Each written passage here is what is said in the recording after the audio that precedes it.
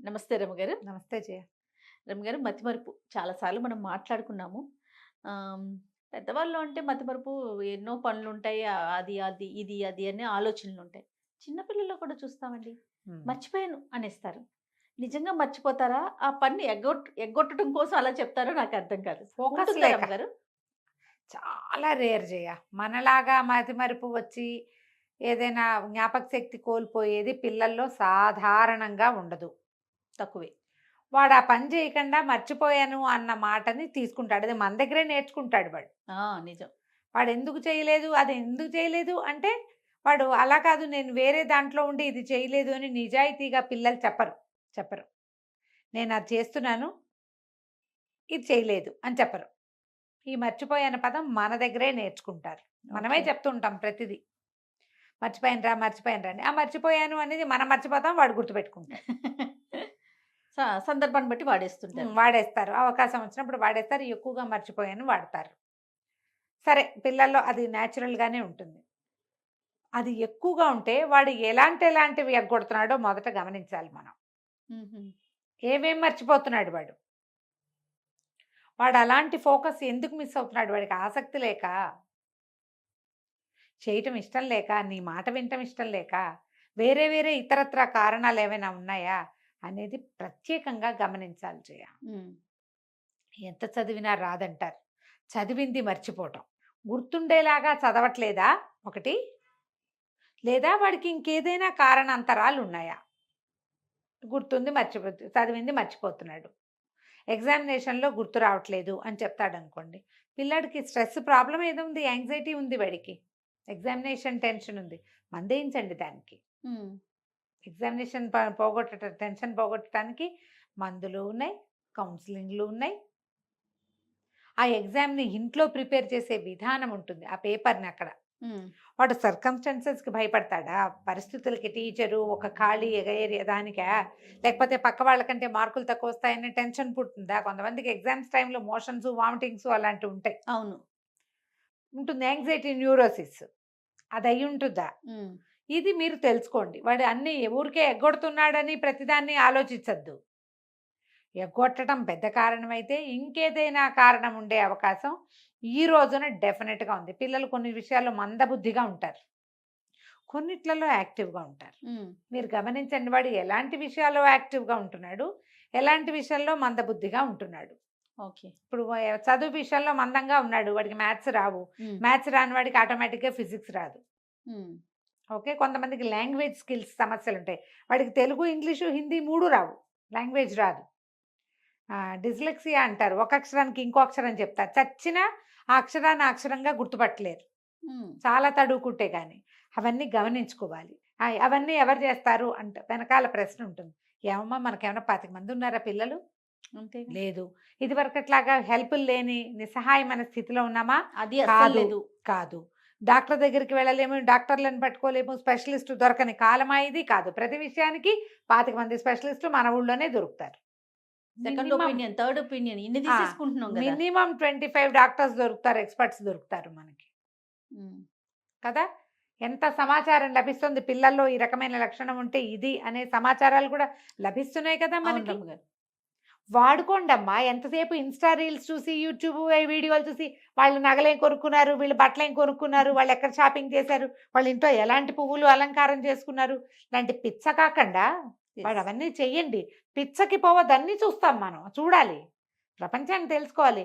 అదే పిచ్చి కిందుండి, ఈ పిల్లాడిని ఏదో స్కూలుకి పంపిస్తున్నామని, అన్నం పెడుతున్నామని, వేళకి పడుకోబెడుతున్నాం, బలానికి మందులేసామని కాల్షియం వేయటము అవేవి మంచివి కాదమ్మా మీ అంతట మీరు. హ్మ్. అది చేయకూడదు. అవును. డాక్టర్ దగ్గరికి ఆ వెళ్ళాల్సిందే. కాల్షియం డెఫిషియన్సీ ఉందంటే, డెఫిషియన్సీ ఉండకుండా ఉండే మార్గం చూసుకోవాలి.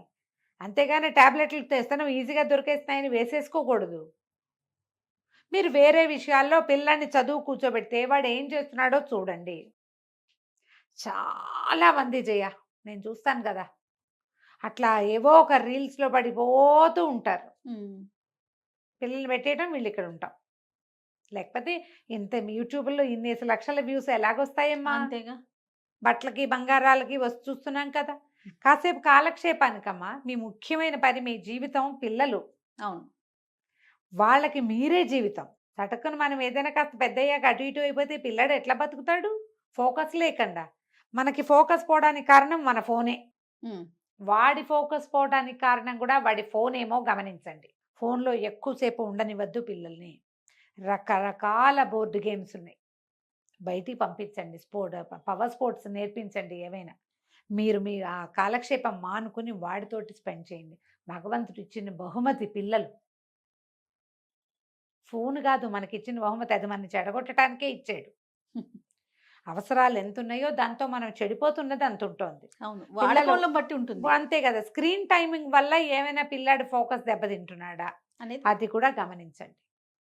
కొంతమంది పిల్లలు కొంచెం ఫోకస్ తగ్గితే వీళ్ళకి కాసేపు మెడిటేషన్ చేయించటము, కాసేపు ఏదైనా పజిల్ గేమ్స్, బ్రెయిన్ పజిల్స్ ఏవైనా అలాంటివి చేయించడం, సూడోకు లాంటివో చేయించడము, క్రాస్ వర్డ్ పజిల్స్ లాంటివి చేయటం వల్ల బ్రెయిన్ యాక్టివ్‌గా అవుతుంది. హ్మ్. ఈ మర్చిపోయాను మాట ఉండదు. ఒకవేళ అలాంటి సందర్భమే వస్తే, అలాంటిదే వస్తే దానికి తగిన వైద్యం ఏదైనా చేసుకోవచ్చు. హ్మ్. కానీ అవి సాధారణంగా ఉండవు. రేర్‌గా ఉంటాయి. ఈ పిల్లలు మామూలు మర్చిపోవటాలన్నీ వాడికి ఫోకస్ లేకపోవటం, ఆసక్తి లేకపోవటం. హ్మ్. మీరు వాడి మీద అట్‌మోస్ట్ శ్రద్ధ పెట్టకపోవటం. రైట్. ఇది కనిపిస్తూ ఉంటుంది. ఆలోచించాలి ఇట్లా మనం. తప్పకుండా రమ్మగారు. అయితే బ్రెయిన్ షార్ప్‌గా ఉండటానికి అంటే చురుగ్గా పనిచేయటానికి ఏదైనా మంత్రం ఉంటుందా రమ్మగారు? మామూలుగా పిల్లలందరికీ జ్ఞానానందమయం దేవం నిర్మల స్ఫటికాకృతిం ఆధారం సర్వ విద్యానాం హయగ్రీవం ఉపాస్మహే. మేధాశక్తికి మంచిది అని చెప్తారు. ఆహా! మేధాశక్తికి మంచిది. ఆ శ్లోకం చదువుకుంటే బ్రెయిన్ యాక్టివ్‌గా ఉంటుంది. అంటే తెలివిగా ఉంటారు పిల్లలు. చదువు వస్తుంది, జ్ఞానం వస్తుంది అని చెప్తారు. హయగ్రీవ స్తోత్రం. ఓకే. కాకపోతే ఇప్పుడు మంత్రంతోటి చింతకాయలు రాలిపోతాయా అమ్మ? ఇది ఒక హెల్ప్ కదా! అంతే. అది ఒక హెల్ప్. అది ఒక హెల్ప్. పిల్లలకి వాళ్ళ బాడీ పార్ట్స్ చూసుకోవటం, లెక్కలు చేయించడం, మ్యాథ్స్, కౌంటింగ్ వల్ల ఇది పెరుగుతుంది. బ్రెయిన్ షార్ప్ అవుతుంది. బ్రెయిన్ షార్ప్ అవుతుంది. ఎక్కాలు చెప్పించడం, టేబుల్స్ అవి రావు చాలామంది పిల్లలకి హ్మ్. నాకు చిన్నప్పుడు రావు. హుహు. ఇప్పుడు బాగా వచ్చు. చిన్నప్పుడు కూడా 1-10 అంటే 1-20 మొదటి 10 హ్మ్. తర్వాతవి రావు. హ్మ్. తర్వాత రావు. పిల్లల్ని మనం అడిగామనుకో 5 17 సార్ అంటే 17 5s అని వీడు కౌంట్ చేసుకొని చెప్తారు. ఆ! కౌంట్ కాదు. షార్ప్‌గా ఆన్సర్ రావాలంటే అది బ్రెయిన్‌లో ఉండాలి. పిల్లలకి రావని అనుకోవద్దమ్మా అసలు. పిల్లలు మనకి 12, 14, 13 సంవత్సరాల దాకా పిల్లలు మా ఆయుర్వేదం ప్రకారం కఫతత్వంలో ఉంటారు. ఎన్ని నేర్చుకుంటారో జయ వాళ్ళు. హుహు. ఎన్ని రకాలైన వస్తాయి. ఇవన్నీ పెట్టాం అవేమొస్తాయి అని అనుకోకండి అనుకోవద్దు. మీరు. ఆ! అసలు అనుకోవద్దు. 10, 12 రకాల లలిత కళల్ని 10 ఏళ్ల వయసులోనే నేర్చుకోగలుగుతారు. హుహు. వాడి ఆసక్తి మీ ఓపిక. నిజంగా. ఓహ్!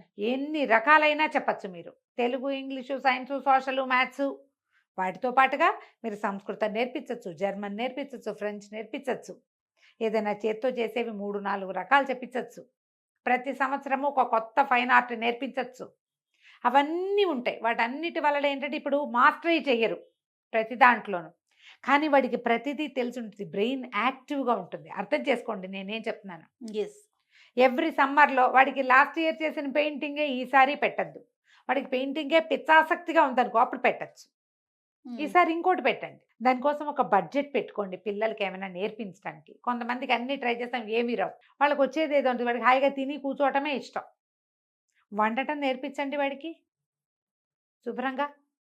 రకరకాలు నేర్చుకుంటున్నారమ్మా పిల్లలు. ఆ! నేర్చుకుంటున్నారండి. చక్కగా చేస్తారు. ఇంట్లో పని చేయించండి. ఏ పనుల్లో వీడు నైపుణ్యం కనబరుస్తున్నాడో గమనించండి. అదే పని చేస్తూ వాడు బతకక్కర్లా. దాని మీద డెవలప్ చేసుకోవచ్చు కొత్తవి. యెస్. ముందు బ్రెయిన్ షార్ప్‌గా ఉంటుంది. షార్ప్‌గా ఉంటుంది. యాక్టివ్‌గా ఉంటారు. హ్మ్. మీరు ఎంత పని చేస్తే బ్రెయిన్ అంత యాక్టివ్‌గా ఉంటుంది. ఇప్పుడు 50స్, 60స్ దాటాక మనం డిమెన్షియా వస్తోంది అవి అని చెప్పుకుంటాం అవునండి. కదా జయ. అవును. వీళ్ళేంటంటే ఖాళీగా వాక్యూమ్ వల్ల ఆ ప్రాబ్లమ్స్ రావచ్చు. హ్మ్. హ్మ్. హ్మ్. వస్తున్నాయి అని కాదు రావచ్చు. వాక్యూమ్ ఉండకూడదు. ఏదో ఒక కొత్త పని చేయాలి. ఎక్కడికైనా వెళ్ళాలి. ఎవరితోటైనా మాట్లాడాలి. ఏదో ఒకటి చేస్తూ ఉండాలి. ఇంట్లో హౌస్ హోల్డ్ థింగ్స్ నార్మల్‌గా చేస్తూ ఉండాలి. ఈ మధ్యలో స్ట్రెస్ వస్తుంది సంసారాల్లో. వాటిని బీట్ చేయడానికి హ్యాండిల్ ఏదైనా చేయాలి. హ్యాండిల్ చేయాలి. ఇప్పుడు ఇది మన సంగతి. పిల్లల్లో అలా కాదు గదా! అవును. పిల్లవాడికి స్ట్రెస్‌లు ఉంటాయి. అమ్మా, నాన్నలు కొట్టుకోవటం అమ్మ. మీరు పోట్లాడుకోవటం, మీ ఇన్‌లాస్ తోటి పోట్లాటలు, పెద్దవాళ్ళతో మీరు సయోధ్యగా లేకపోవటం, చుట్టుపక్కల వాళ్ళతో ఎక్కువగా పోట్లాడే పేరెంట్సు, చుట్టుపక్కల వాళ్ళతో ప్రతి చిన్నదానికి తయ్యిమని లేస్తారు చూడు, వాళ్ళ పిల్లలకి అసలు హెల్దీ అట్మాస్ఫియరే ఉండదు వాళ్ళ ఇంట్లో. ఆ పిల్లలు గుడ్ సిటిజన్స్గా పెరగరమ్మా. ప్రతి చిన్నదానికి పోట్లాడతారు, మీరు పోరాడుతూ ఉంటారు.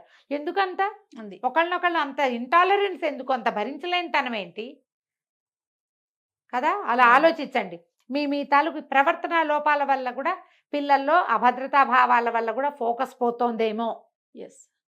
వాటిని సరిచేసుకోండి. పిల్లలకి ఒక 13-15 ఇయర్స్ దాకా మీరు మంచిది కనుక ఇవ్వగలిగారా, అన్ని రకాలు నేర్చుకోవడానికి, ప్రతిదీ తెలుసుకోవటానికి, కొన్ని కొత్త ప్లేసులు ఎక్స్ప్లోర్ చేయటానికి, కొత్త విషయాలకి మీరు ఎంత తీసుకెళ్తే వాళ్ళ భవిష్యత్తు అంత బాగుంటుంది.